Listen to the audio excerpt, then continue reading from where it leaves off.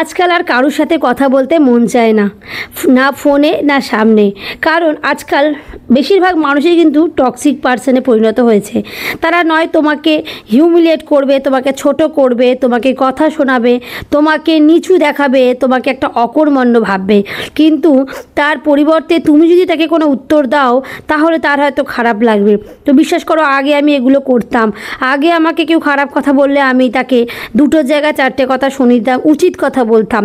কিন্তু এখন বিশ্বাস করো, আমার আর এইগুলো একদমই করতে ভালো লাগে না। কারণ আমার কথা বলতেই ভালো লাগে না। নিজের লোকের সাথেও আমি আজকাল কথা বলা বন্ধ করে দিয়েছি, এবং আশেপাশে যারা টক্সিক পার্সন তাদের সাথে যতটা পরিমাণ এড়িয়ে যাওয়া যায় আজকাল আমি সেটাই চেষ্টা করি।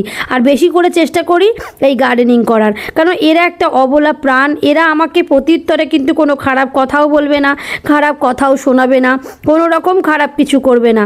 হ্যাঁ, একটা কাজ অবশ্যই করতে পারে, কষ্ট করে গাছ বোনার পর গাছটা হয়তো মারা যেতে পারে, সেই একটা কষ্ট, কিন্তু সেই কষ্টটা কিন্তু তারা নিজেরাও ভোগ করছে। বিশ্বাস করো, সারাদিনের কাজের ফাঁকে না এই সমস্ত গাছপালাদেরকে নিয়ে আমার থাকতেই ভীষণ ভালো লাগে। আর এটার জন্য আমার যতই ক্লান্ত লাগুক না কেন, যতই আমি কাজ করে শরীর খারাপ করে ফেলি না কেন, তারপরেও আমি এগুলো করি।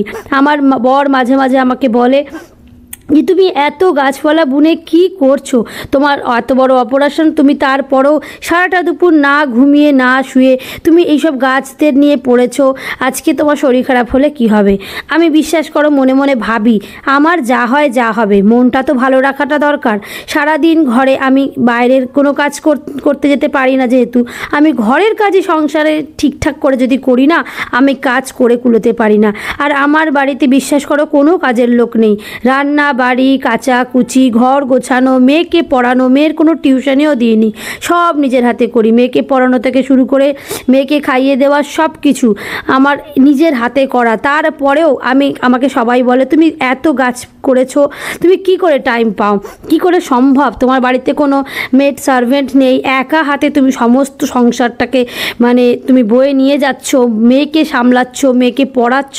তো বিশ্বাস করো, তার ফাঁকেও ওই যে বললাম দুপুরবেলাটা হচ্ছে আমার টাইম। দুপুরবেলা হচ্ছে না ঘুমিয়ে আমি 365 দিনই এই গাছটাকে নিয়ে কাজ করে থাকি। বা আমার কোনো পার্সোনাল কাজ যেটা থাকে, ঘর গোছানো, জিনিস এদিক থেকে ওইদিকে সরানো, এই সব করে থাকি। তো এইগুলোর মধ্যে একটা ক্রিয়েটিভিটি আছে, আর এইগুলো নিয়েই আমার থাকতে ভালো লাগে। বিশ্বাস করো, তোমরাও এগুলো করতে পারো। দেখো, টক্সিক মানুষকে তুমি এড়িয়ে যেতে পারবে না, হয়তো বাইরের মানুষকে তুমি এড়িয়ে যেতে পারবে, কিন্তু যেগুলো তোমার রক্তের সম্পর্কের মধ্যে রয়েছে টক্সিক পার্সন, তাকে তুমি কি করে এড়াবে? তাকে তো তোমাকে নিয়েই চলতে হবে। তুমি হয়তো বড়জোর তার সাথে কথা বলা বন্ধ করতে পারবে।